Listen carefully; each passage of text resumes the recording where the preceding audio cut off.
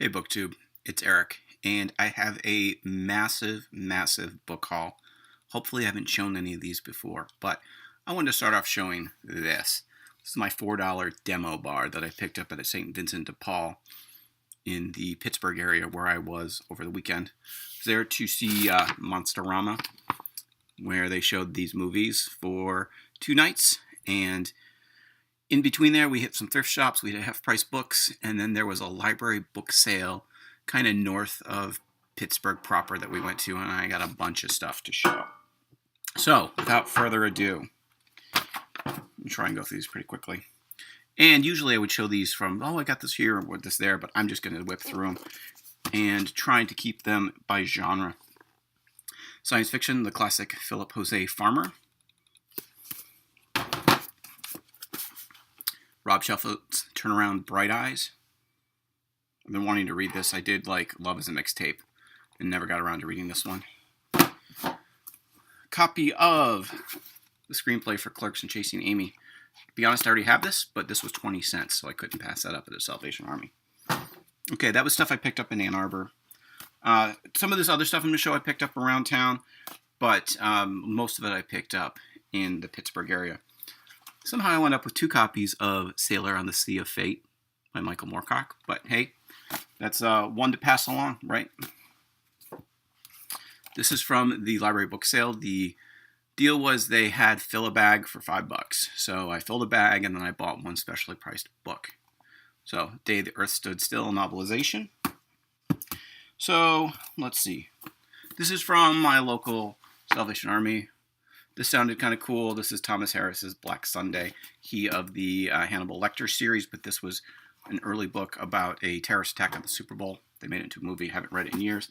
Real nice condition copy, so I picked it up. Okay. So, books about that are anthologies, crime anthologies. Got these 3.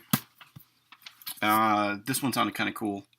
John D. MacDonald, Isaac Asimov, Ed McBain, Robert Bloch. We're talking good stuff there.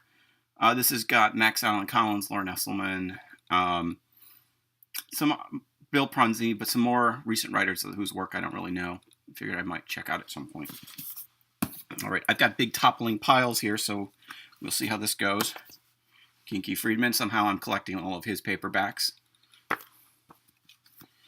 James W. Hall. This guy, also a crime writer about Florida. I figured I'd check it out. I've heard good and bad things, but the price was right.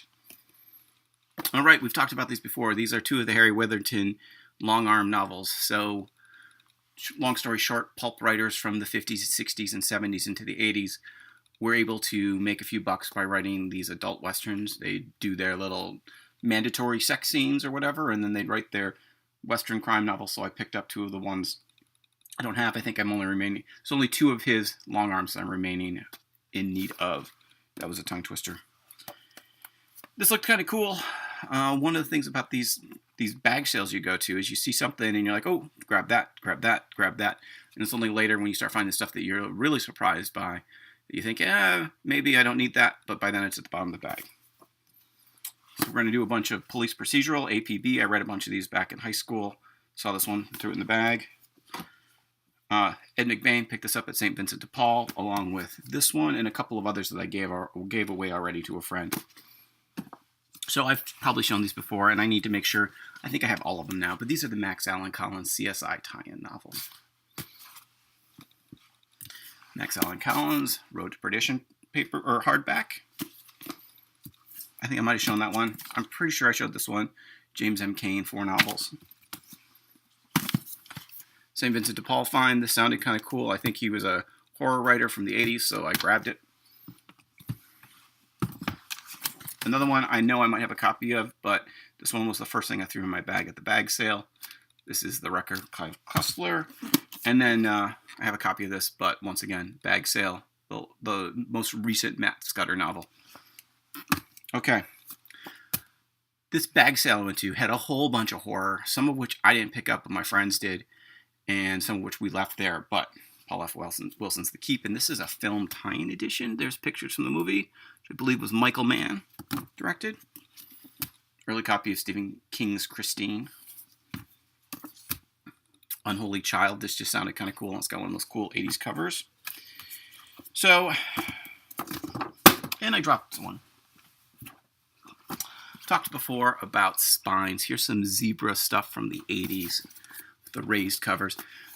Eventually, soon, I will be talking about the horror paperbacks guide thing that's coming out, paperback horror, and I'm sure some of this stuff is in there. Never read any, I think, by either of these authors. I remember seeing J.N. Williamson stuff around, but that's kind of, and I like that cover quite a bit. All right, I want to make sure I'm not dropping too many of these. So then, this sounded pretty cool, and this is what John Carpenter's film was based on. I have not read it, but I've wanted to. This looked cool, especially because it's now a major motion picture. Look at this cast. Maureen Stapleton, Hector Elizondo, Lauren Bacall, Michael Biehn. Definitely 80s horror. Nancy Collins. Right. So, Tor, horror. This one I don't know, but this is close to being the score of the bunch. This is Joe R. Lansdale. And that would have been the score of the bunch if it wasn't for William Johnstone's The Devil's Laughter, which is the fourth of the Devil's book. I used to have all of these. These go for some money.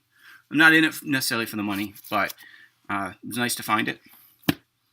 And then people tell me this is kind of rare to find in the wild. Dagon.